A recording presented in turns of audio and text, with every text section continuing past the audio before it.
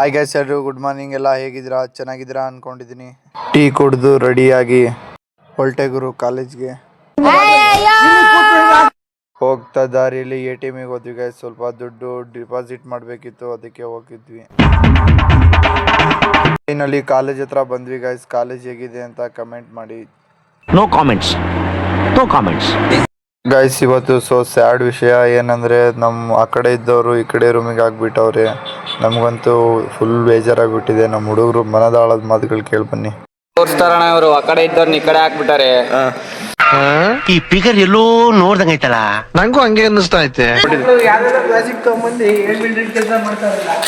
ಮೊದ್ಲು ಸರಿಯಾಗಿ ಮಾತಾಡೋದ್ ಕಲಿ. ಅಷ್ಟರಲ್ಲಿ ನಮ್ ಸರ್ ಟಿಫನ್ ಮಾಡಕ್ ಬಿಡ್ಬೇಕಾದ್ರೆ ನಮ್ ಶಿಷ್ಯ ಸಿಕ್ಕ. ನಮಸ್ಕಾರ ಗಂಡು. ಅಷ್ಟರಲ್ಲಿ ನಮ್ ಶಿಷ್ಯ ಒಂದ್ ಕೇಕ್ ಕೊಡಿಸ್ದ ಗೈಸ್, ಬೇಕರಿಯಲ್ಲಿ 2. ಈ ಕಡೆ ಬಂದಿರೋ ಕಾರಣಕ್ಕೆ ನಮ್ ಸರ್ ಫುಲ್ ಕ್ಲೀನಿಂಗ್ ಮಾಡಿಸಿದ್ರು ಗೈಸ್. ನಾವಂತೂ ಬೆಂಚ್ ಮೇಲೆ ಕೂತ್ಕೊಂಡಿದ್ವಿ ಸುಮ್ನೆ. ಇದು ಆಕ್ಚುಲಿ ಚೆನ್ನಾಗಿರೋದು. ಅಷ್ಟರಲ್ಲಿ ನಾವು ಮೂವರು ಕಾಲೇಜ್ ಬಂಕ್ ಹಾಕಿ ಹೊರಗಡೆ ಕಟಿಂಗ್ ಮಾಡ್ಸಕ್ ಹೋಗ್ತಾ ಇದೀನಿ ಗೈಸ್. ಈಗ ನಮ್ ದೇಶ ರೀ, ನಾವು ಕಟ್ಟಿರೋ ದೇಶ ಇದು.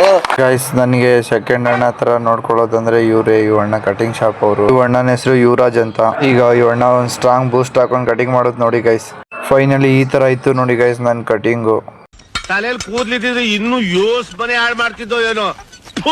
ಅಲ್ಲಿಂದ ಇವಣ್ಣಗ್ ಬಾ ಎಂದು ಹೊಲ್ಟೆ ಗುರು.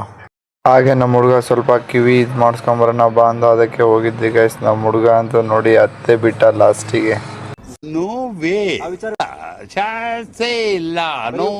ಬಸ್ ಸ್ಟ್ಯಾಂಡಿಗೆ ಬಂದು 3 ಕುಷ್ಕ ತಿಂದ್ವಿ ಗೈಸ್. ಹಾಸ್ಟ್ಲಿಗೆ ಬಂದು ಬ್ಯಾಗ್ ಬಿಸಾಕಿ ಸೋಪ್ ತಗೊಂಡು ಫ್ರೆಶ್ ಅಪ್ ಆಗಿ ಹೋಗ್ತಾ ಹಾಗೆ ಫ್ರೆಶ್ ಅಪ್ ಆಗಿ ಬಂದು 1-2 ಫೋಟೋಸ್ಗಳು ತಗೊಂಡು ಹಂಗೆ ರಗ್ ಹಚ್ಕೊಂಡು ಮಲ್ಕೊಂಡಿ ಗೈಸ್ ಸ್ವಲ್ಪ ಹೊತ್ತು ಅಷ್ಟೇ.